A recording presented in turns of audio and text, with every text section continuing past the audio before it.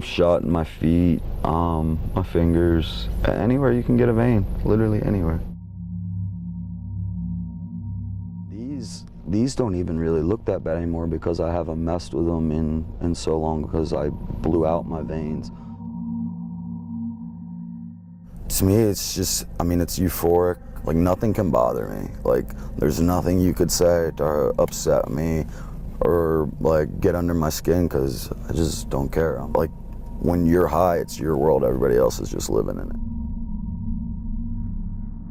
When you've been doing just regular heroin for so long, you build up a tolerance to it, and so you do fentanyl, but it is so dangerous because, I mean, just literally one speck of, like, almost like a grain of salt too much can be the difference between you feeling really good or just being dead as dead can be, you know? Are you scared that that will happen to you? Nah. You don't think about it, you know? Your mind's focused on one thing, and that's feeling good. It doesn't allow you to think about negative things like that, you know? And if you die, unfortunately, people get so depressed when they're in the cycle that most heroin addicts don't care if they die. They'd almost rather be dead because it's such a miserable existence. Do you care if you die? I care because I have so many people that love me. If it wasn't for them, no, I probably wouldn't. But I'm one of the fortunate few that still has a lot of people behind me. How big of a problem is it? Well, it's enormous. The really sad part is that it's avoidable. We could prevent this, and we're not. The reality is that it is a disease. We know that. We've looked inside the brains of people who have addiction. We've looked post-mortem. There have been large genetic studies. And so it's a combination of nature and nurture. Do you say that you have a disease, that this is a disease? Oh, I hate to use that word. Really? Yeah, I do. I think it's a cop-out.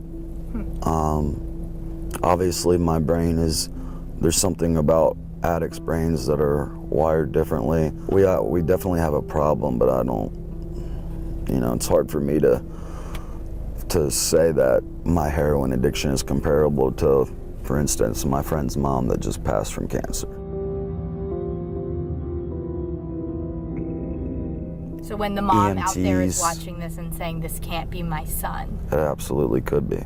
It could be the mom. I know mothers and daughters that go pick up their drugs together. I have picked up from Sugar Creek, South Boulevard, Arboretum, Valentine. I think it's worth mentioning that even though the opiate crisis is an epidemic, alcohol still kills 2 or 3 times as many people as opiates every day. It's more than an opiate crisis, it's an addiction crisis. Neither of those, by the way, are getting better. So why is the opioid crisis getting more attention? As a society, we don't pay attention unless it's killing the people we pay attention to.